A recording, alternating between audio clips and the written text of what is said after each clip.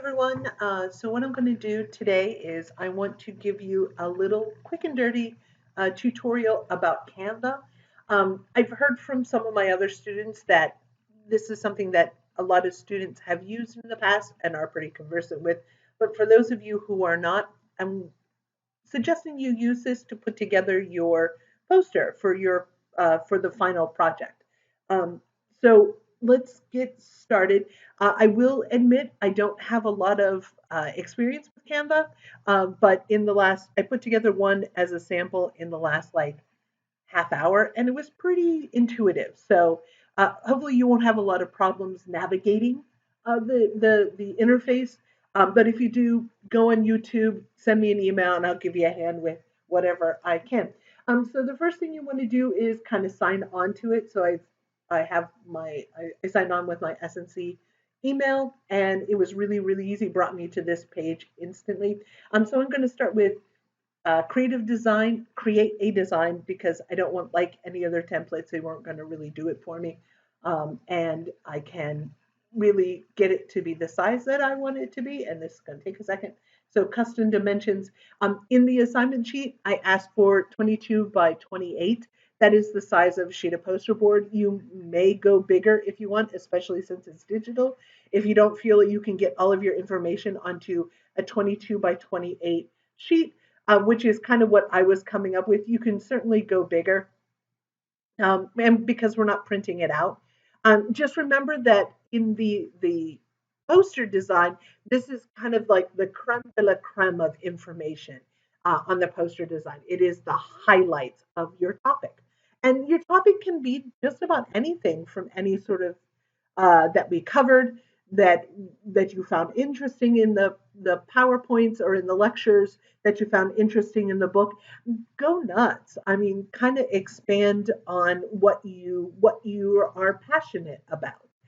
So what I'm going to start with is I'm just going to do the 22 by 28, and I'm going to change this to inches because that is super small. So back again, 22 by 28, and then creative design. So you notice what pops up here once I hit create a design is slow. My computer's very slow because I have a lot of things on it. Is this sort of blank canvas. And they give you a bunch of templates you can use if you wish. Again, I didn't really find anything I liked or needed. So the first thing I'm going to do is I'm going to pop into text.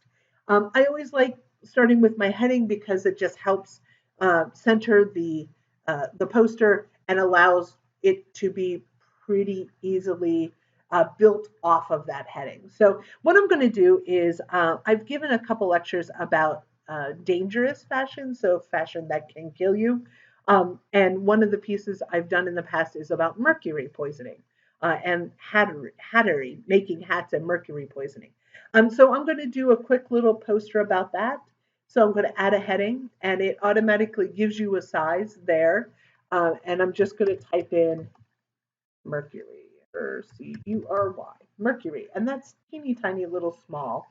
So I'm going to change it up so that it's a nice big heading, maybe 144. Yeah, that looks great. So I'm going to put it up in center, up there, just to give it its own space. And you can play with this. Part of the part of the grading is that you took care in the design so that it doesn't look like you just slapped it together. So I expect once you get your information put together, that this will probably take you the most amount of time is sort of crafting the look of the thing. And a little bit behind why, I think I talked about this in the first lecture, a little bit behind why I have students do poster presentations or posters, create posters and handouts, is that it's sort of universal in academia that is what you're going to be creating. I know psychology students make these, theater students make these, biology students make these. And it's the things that we see over at the collaborative research forum. I've seen it at conferences, so it seems to be something that is pretty universal to all students. Is this sort of encapsulated information, encapsulated research? So I added it a couple years ago whenever I taught this class, not online, and it worked out really, really well. I was really happy with the way it turned out. Um, so I like doing this, and I think that it's pretty obtainable for most students, for all of you guys. So it looks pretty plain up there. My Mercury looks pretty sad up there, so I'm going to go into the background, and I'm going to add a background. And you'll notice that it gives us a whole bunch of options there. I hate it. I hate it. I like it because I'm talking about Mercury, so I totally like it. So I'm going to do some editing on this because it's kind of dark and looks a little weird. I'm going to flip it vertical. Ooh, I'm going to adjust it. I'm going to brighten it up a little bit because that is a little dark. I'm going to up the contrast a little bit so it looks a little more dangerous. Saturation won't do because there's no color in it. You can change the color tint. You can change the blurriness. I'm going to just make it a little blurrier there, and then a couple other ones. You also have options for filters and cropping and whatever you want. I'm also going to play with the transparency over here to make it a little less saturated, a little more transparent. And then I'm going to come back and de-blur just a smidge. So we have our background. We have our beautiful, beautiful background. We have our title, and I want a subtitle. I always love subtitles or subheadings, just because it seems like a good way for the audience to get a sense of what the tone of so they know the topic, and with the subheading you can give it a tone. So I'm going to say this is a shiny element of pets, and you notice that it's teeny tiny eye strain of vision, so I'm going to come back in and I'm going to make it maybe 100 points. Ooh, element, there we go. That's a little big, so I'm going to bring it down to 96. That's perfect. And they have some interesting font stuff that you can choose over here. It looks like you can feel free, play around, do what you need to do for this. So once you have this in, you can start peopling it with your text, with your information. Now, you're going to need to do the citations just like on all the other stuff that we've done. You don't need to cite on the poster itself. What I'm asking is that on the handout that you'll put together, remember this is the highlights of the information that goes on the poster, and then the handout is a little more in depth. Do not copy the information you have on the poster onto the handout. This is the next level down information. So you have it's one page, the handout is one page, two pictures. On the back, I want you place your sources, and I want you to uh, use the what's it called? I'm sorry, I have there's a whistle noise that's in my office and it keeps distracting me. So if I and ah, it's because of that, not because of other distractions. So just you want to put your citations and you want to use one of the approved citation formats, like just like you've been doing for the other stuff that we have. Okay, so I have my heading and I have my subheading. So I'm going to start putting in my pictures. So I have a bunch of pictures. Come on, there we are. So I have a couple pictures that kind of show um, some of the images that are illustrative of the topic. So there's some mercury being poured. Um, this talks about hats a good bit. So I got a picture of a photograph of a hat. I'm also going to do Slam Jam Mad Hatter in there.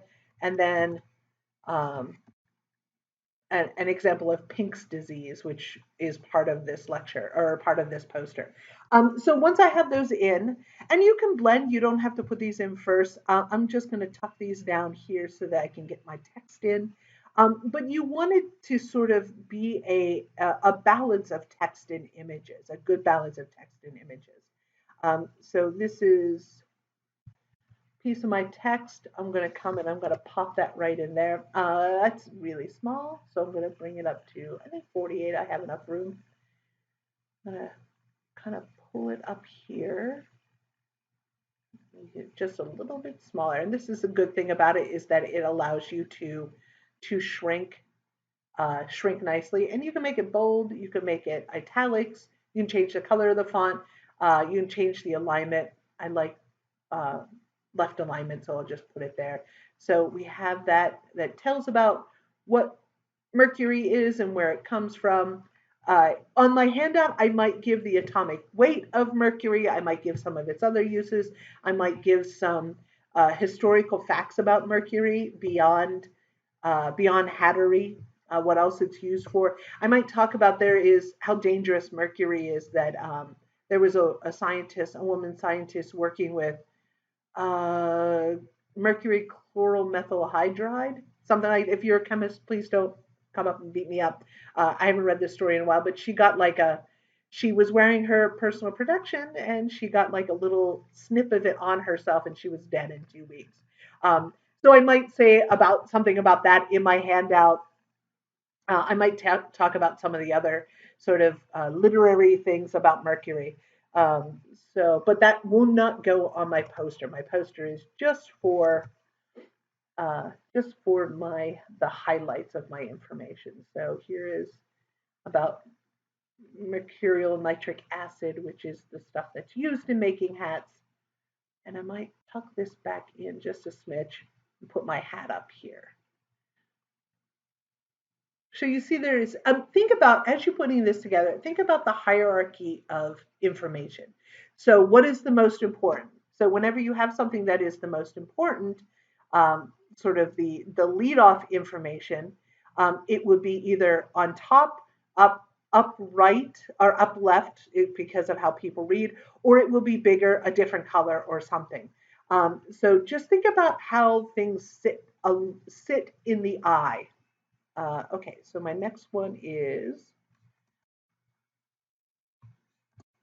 so here's this one about poisoning.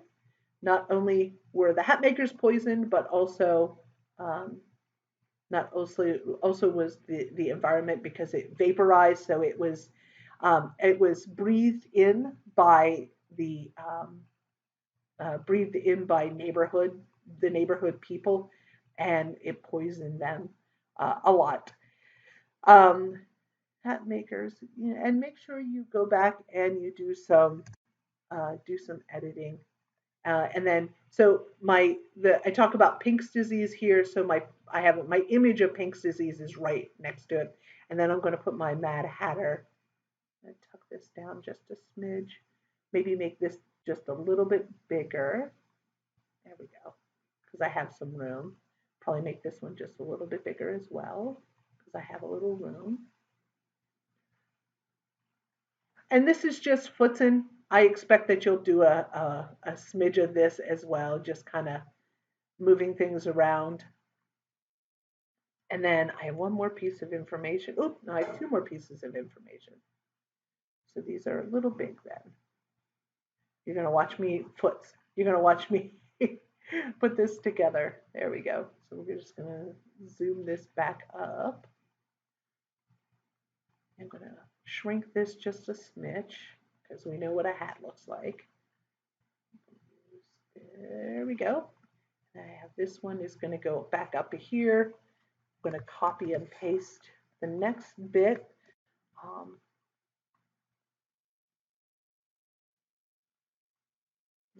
Tuck this back in just a little bit.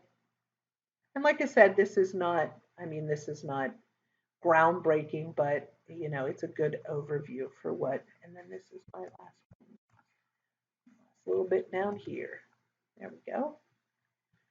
So that is my poster. I'm pretty happy with it. So it's about mercury, as I said. It has the sort of what it's commonly used for, what it is. It was embedded by hand into fur to break down the keratin sheath and make it more pliable. So how it poisoned people, how it was absorbed, and what it was caused, and then a little bit of pop culture there. So once I have this all done and look at it and say, yeah, this is, I expect a little more craft from you all. This is my quick and easy one. What I'm going to do is I'm going to save, save to folder. I don't have any folder. I might export, upload. Nope. Uh,